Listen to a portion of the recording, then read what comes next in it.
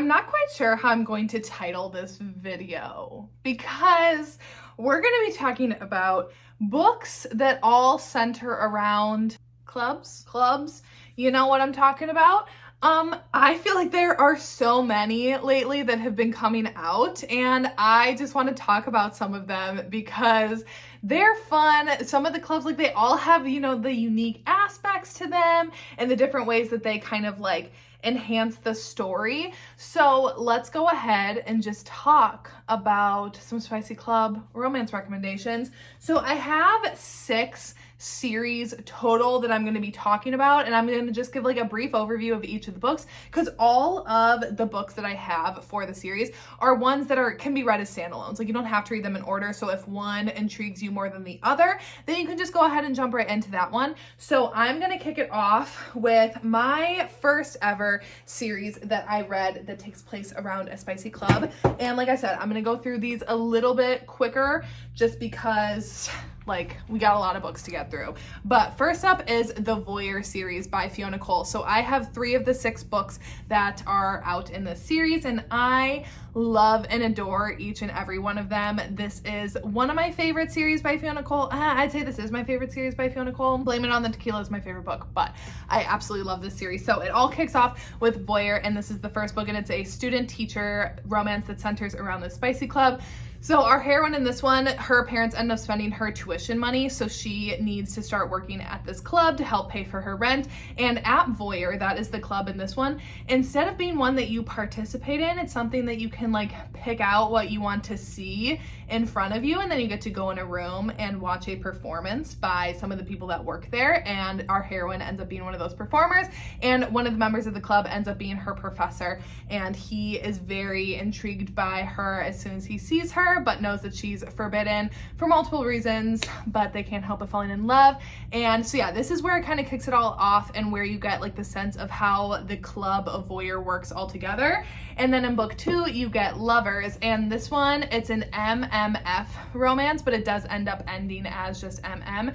So our first hero in this one, he is currently engaged to our heroine, and they both work together in business, and they are working on a project with some of the owners of Voyeur. So that's how they're kind of like introduced to the club. And our other hero actually is another worker of Voyeur, and he ends up being assigned to work on this project with our hero and heroine. But it turns out actually that the 2 heroes have some history together from years ago, and when they get reunited, they realize that maybe there are still some feelings there. But obviously the one is engaged to his fiance, but you know, she's not opposed to maybe bringing a third party into the situation, and it ends up being the 3 of their romances. I'd say this one, it's lighter on the club aspect. I mean, it's definitely there, but it's more like work focused than like fun focused with it, if you know what I mean. Then the next book is Savior. So this one is a big age gap and kind of guardian ward type romance. So our heroine in this one, she has a really bad home situation, and her sister steals all of her money and like basically has left her with nothing and nowhere to go, nowhere to live, and she has a really like rundown boyfriend that they're just like not the ideal living situation for her. And so she decides that the only way that she can kind of get money quick and get out of her circumstances that she really needs to is to auction herself off online. And she does this, and when she arrives though, obviously she puts herself in a very unsafe situation, and our hero ends up swooping in and rescuing her. And he has a big history with saving women from situations like this. 2 of his younger sisters were trafficked when they were younger, and only one of them was rescued and saved, and he has always kind of held that over his head that he wasn't able to save the other one. So he really does his best to kind of get our heroine back on her feet, but also he knows that she is forbidden fruit and that he shouldn't want her, but he can't help but wanting her. And again, the club involvement in this one isn't as much, again, because our hero, he doesn't work specifically with the club. He more has friends that work with the club. So you still get some of Voyeur in it, but again, not as much as maybe the first book. Then the 4th one of my favorites in the series, surprisingly, and this is Surprise Pregnancy. So that should be shocking that it's my favorite, that it's one of my favorites, but that is another. So remember the heroine that I was talking about from the second book, whose fiance, she ends up letting a third come into the relationship, but then it turns into an MM by the end? Yeah, so that's her, and this is her book now. And so she ends up doing a boudoir photo shoot. She's trying to like get herself herself back a little bit after her breakup with her fiance. And after this hot photo shoot with this random man and stranger, she ends up having a one-night stand, and then boom, she ends up being pregnant. And she has no way to contact this dude. She has no clue who he is. And she eventually is very pregnant and walking into a work meeting. She's still kind of like involved in the club kind of business. And she ends up walking into a meeting and seeing the guy that she slept with and the guy that got her pregnant. And he immediately is like, oh my God, is that my child? And it ends up being their romance. And then next up is Liar. This one's heavy with the club aspect. So this one is an uncle's best friend, large age gap, forbidden romance. So our heroine in this one, she ends up becoming an intern at her uncle's best friend's hotel and like design firm. She wants to do some like design work for him, I think. And he not only owns the hotel, but he does have some interests in voyeur, and he is a member there. And she has always been intrigued by the club. She wants to go, but her uncle is like, you are not going to my club. Like, no, that'd be weird. But she doesn't care. She wants to like sneak in, and she does so. And she really enjoys herself at the club. And there one night she does end up seeing her dad's best friend again, and she ends up finally being able to seduce him, and they start, a relationship behind her uncle's back. So it's also kind of boss employee too. This one's heavier on the club. It's really short and just honestly super hot and so fun. Heavier on the club aspect. And then last one, again, we do get some more involvement in the club in this one too, and that one is teacher. And so this one, our heroine is the younger sister that was rescued from being trafficked from our hero in the third book. And she has since been terrified of being with a man intimately. And she wants to, though. She's like at this point in her life where she's like, I want to like kind of break free of all of that. I want to fully be able to explore myself, and with it being my choice finally. So she enlists the help of her brother's best friend, and he does end up agreeing, and he starts taking her to voyeur to kind of like help warm her up, kind of show her what she might like, and then like, show her what she might like.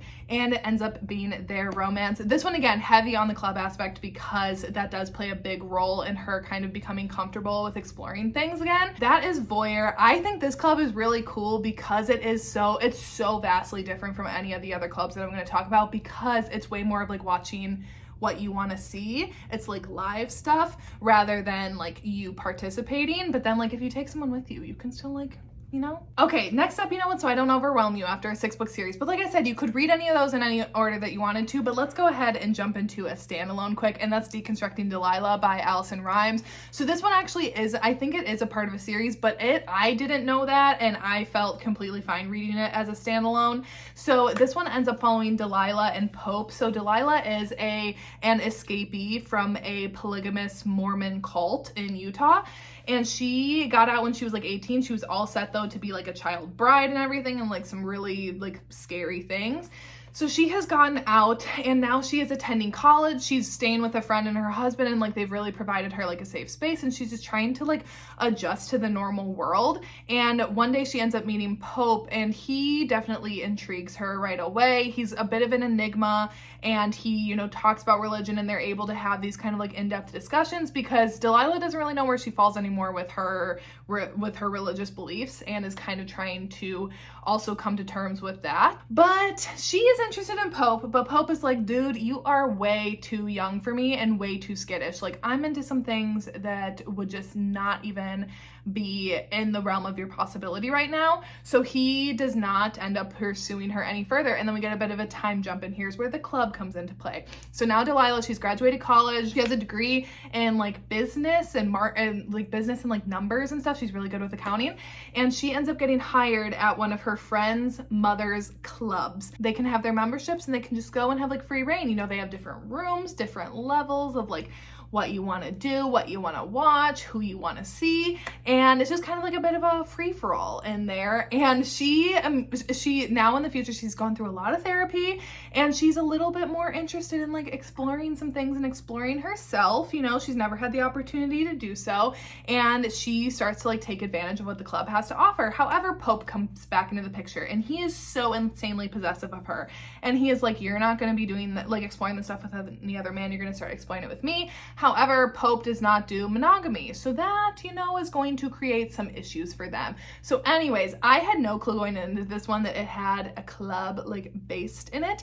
And it was just like a really cool place to see the two of them interact. And also I think specifically for Delilah's character development. And like I said, if you just need like a quick one-off and not like, if you don't want to dive into the overwhelmingness of a series, here you go. Okay, next up, I've only read the first book in this series, and I think are there 5 or 6, but it's the Blindfold Club series by Nikki Sloan. So I've read the first one, it was just 3 simple rules, so that's the only one that I'll talk about here, but I really liked this one. So this one, our heroine, she ends up making a pretty big mistake at work where it's going to cost her herself out of pocket if she wants to keep her job quite a large chunk of change in order to be able to fix it. And her boss is like a huge asshole, and he's like, you gotta fix it, do whatever you need to do to fix it or whatever, or you're fired.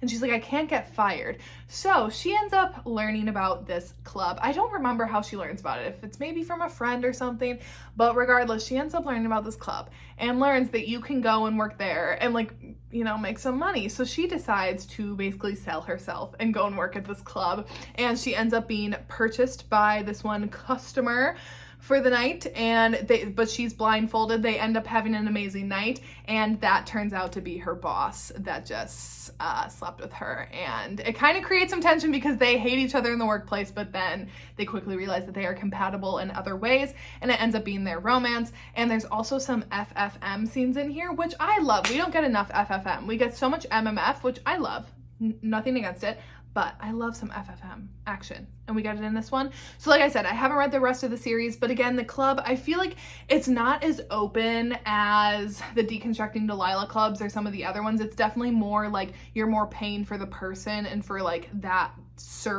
okay, that sounds bad. But you know, you're more paying for like the person in this like scenario specifically rather than just like out in the open and kind of like walking around and deciding what you want to do.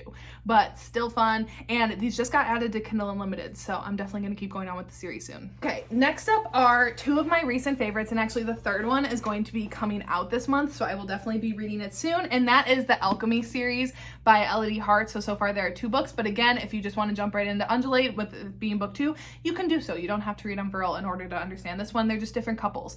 But anyways, let's start with Unfurl here. So this one follows our heroine Belle, and she has had a very religious, restricting upbringing. She went to like a private all-girls school, and now she has graduated college. She started working at an art gallery, and she's seen her friends going out and like exploring and having fun with guys, and she just decides that she wants to do that. However, she doesn't really know how to get over that initial, you know, point of like being with someone. She doesn't just want to like be with like a random person for her first time. She like wants to like kind of get it over with, but she also doesn't want it to be like horrible. So she ends up finding out about this program at this club called Alchemy that is for people like her that want to explore things, but explore them safely, all under their control, all at their speed, and kind of like jumpstart their journey a little bit. So she ends up signing up for this program, and little does she know that I think she does know that her hot neighbor that she actually wants to get with, but he's like not having it, he's not kind of like giving into her advances, he is one of the owners of Alchemy. And as soon as he sees her application come in, he's like, I want in on her program. I want to be one of the people in there with her because I don't want anyone else touching her. And he's already like possessive of her, even though they aren't even together.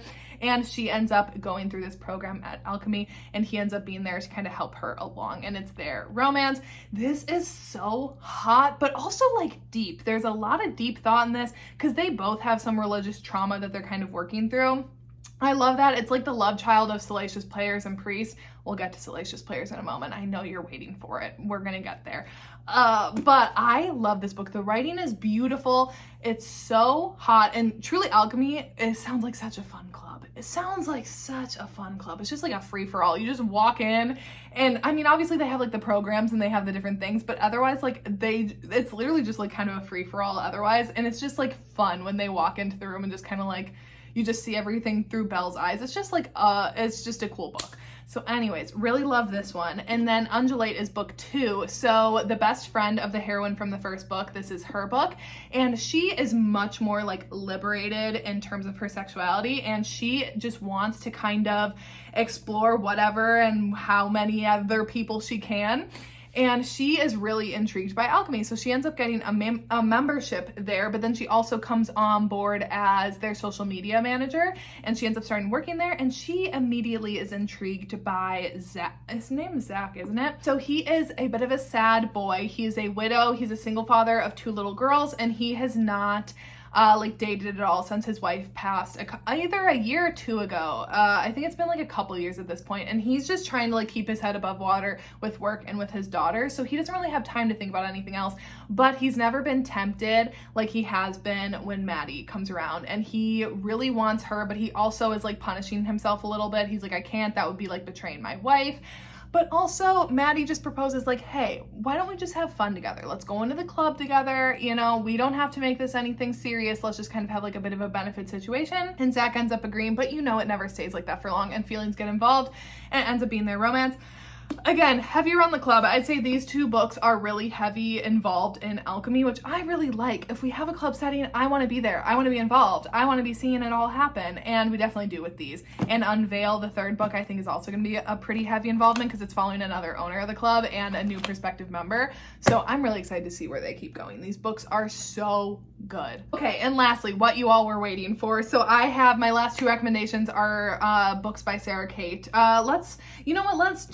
Let's do Salacious Players and just get it out of the way, because, you know, so many of you have probably read this series already, or if you haven't and you've been looking for the push to pick them up, here it is. So far there are 5 books out in this series. There is a 6th coming, Madame, which I'm very excited for, but let's go ahead and give a rundown quick. So Praise is the 1st book, and this all centers around the club, Salacious Players Club, obviously, and that's the name of the series. So this first one is a boss-employee age gap ex's dad romance. So our heroine in this one, when she goes over to her ex-boyfriend's dad's house to pick up a check for their deposit that she needs back after her and her boyfriend have broken up and his son have broken up, she ends up arriving, and he mistakes her as being his new sub, and is immediately like, get on your knees, and like starts ordering her around, and she's like, oh, what is going on here? But she kind of likes it, and he is very embarrassed when he finds out that that is not what she is there for. But he's also intrigued when he finds out that she's actually interested in what he's trying to offer her, and she ends up accepting a role as his new assistant, and also he agrees to kind of help show her some things that she's interested in, like in the dom sub dynamic, and becoming exposed to the Salacious Players Club, which again, it's kind of similar to alchemy in terms of like, you know, you can kind of just like wander around, choose what you want to do. They have like themed nights and themed parties and like different rooms and things that you want to watch and like participate in. So I'd say it's kind of similar to that club. And again, very heavy involved in the club atmosphere in this series as well, which again, I love. And yeah, it ends up being their romance, but obviously it's kind of taboo too because it's her ex's dad. Next up, we got Eyes on Me, which is Garrett and Mia's book. Oh, so the dad is an owner in Salacious Players. I forgot if I said that. The hero is in that one, and the hero in this one as well is also an owner in Salacious Players. And this one is a step sibling romance. So Garrett and Mia both end up going to their parents' like lake house or something for a family vacation, and they have had a bit of a falling out over the years, but then when they're back reunited, like Mia's 20 something, he's 30 something, and there's definitely like an attraction there. And Garrett ends up finding out that Mia is actually making her living by being a cam girl, and he starts watching her and starts chatting with her, but she has no idea that it's her stepbrother that she's chatting with, or that she's like performing for, but he's very interested in her. And she's also interested in like the club as a whole, and like being kind of like interested in Garrett's role in that, because he just doesn't seem like the person that would be involved in the club like that. And it ends up being their romance. There's so much more to this, but again, I'm kind of just trying to gloss over these because I feel like this could be a long video. And I've already talked about these books quite a bit, but if you want a more in-depth explanation on it, let me know. We can like chat about it. But I love this one, probably my second favorite in the series. Next up, we have Give Me More, which is an MMF romance. So it follows a married couple and their best friend. So the 2 heroes in this one are both involved in the club. Drake, the one who's not married, he does like some contracting work for them. And then our other hero, the one who is married, I can't remember his name, Hunter. He is an owner in Salacious as well. But however, Hunter and Isabel, they don't really give a lot away about their relationship in the previous books. And they're kind of like removed from the club. Like obviously Hunter works for it and is a part of it, but he's been very careful to like keep him and Isabel and like their relationship away from the club. And everyone's kind of like, you know, come on out fun play. Like, why do you guys like not want to play with us at all? But they start going on a little bit of a road trip to scout out some other potential locations to expand Salacious players to, and end up taking Hunter with them. And Hunter and Drake have been friends for years, and there's definitely an attraction there, but they have never like gone anything farther. And Isabel is also kind of attracted to Drake, but again, like would never like go behind her husband's back. And Drake is interested in both of his best friends and is like kind of jealous of their relationship a little bit, because he sees how much they love each other and he loves them too, but they can't have like that, he can't have that same love that they do. Well, until Hunter's like, hey, maybe while we're like out on the road, what if we just start like sharing Isabel? And she's down for it. And then, you know, what if Hunter and Drake just finally like also start giving into their attraction to each other, and they all three start getting together. Next up, my favorite book in the series. I love this book so much. It's a god tier book for me, and that is Mercy. So this one follows Beau and Maggie. So Beau is the son of the hero from the first book. So he's the ex-boyfriend, and he's kind of mad at the world. He's also kind of ashamed that his dad is in this business, because he just doesn't fully understand what Salacious is and like what it stands for, and that it's not just like all about debauchery. It's really about like freedom and like expression of yourself. And he ends up meeting Maggie one night, and Maggie is the only female owner with all the boys for the Salacious Players Club, and she also doesn't really play a lot on the floor, and she just like, in the other books you just see her really kind of like keeping to herself, and she has kind of hit a point in her life where she's kind of doing things because she should be doing them, like buying a house, and like she's doing well in work, but she just kind of feels stuck in her personal life. So she ends up going on the dating app that Salacious has created, where it matches people up with similar interests that they have, and her and Beau end up matching with each other unknowingly, unknowing that it is her business partner's son. And they end up meeting up at the club one night and realize that they have similar interests, and it is a dom-sub romance. However, Maggie is the dom and Beau is the sub, and it's so fun to read their dynamic. Again, very heavily involved in the club and like very heavy into the dom-sub dynamic. I absolutely love this book. It is such a mutual journey for the two of them. I can't say enough good things about it. I will love it forever and always. And next up, the last one that is out currently in the series is Highest Bidder. So this one is a huge age gap romance.